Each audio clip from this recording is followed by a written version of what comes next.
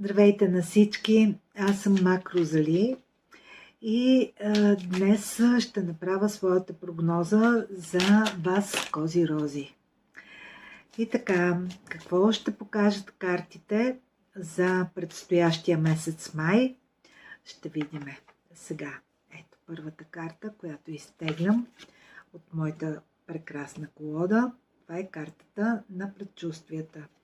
Картата, която ни казва, че ние ще имаме много предчувствия през този месец, ще се показват в нашите сънища, в Вселената ще ни дава знаци.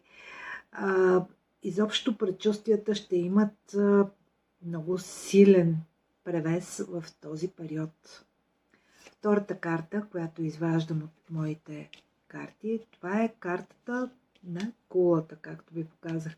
Но кулата в моите карти, както съм казвала и друг път, има две кули. Едната кула е разрушение.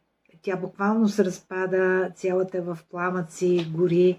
Докато тази кула е кулата, която означава, че нещата ще върват напред.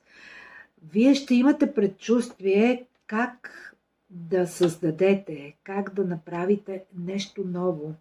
Дали това ще е някаква нова работа, дали ще е нов бизнес, дали ще е нещо житейско, нещо, което трябва да направите в живота, да започнете някакъв нов етап от живота. Ще кажа третата карта, която сега ще изтегла и ще направя после за трите карти една обща прогноза, какво означават всичко. Третата карта казва период. Период, който е завинаги.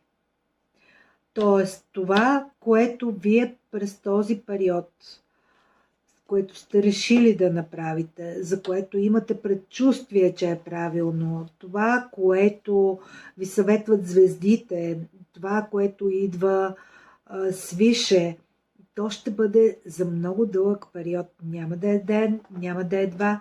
Вие поставяте основите на нещо, което може да бъде за цял живот. Нещо, което е благословено от Господ Бог, тъй като тази карта показва едно кръщене. А вие знаете, кръщенетата винаги са от Бог. Това прави се, за да имаш благословията на Бог. Така че бъдете щастливи, Кози Рози, през този период ще имате благословия свише и въпреки всичките недоумения, които имате и двоумения, които ще ви разсейват през този период, вие ще поставите една стабилна основа за всички неща, които предстоят за напред. Желая ви прекрасен ден. Аз съм Мак Розали. Телефона, на който можете да ме намерите и да говорите с мен, е изписан по-горе. Така че ви чакам.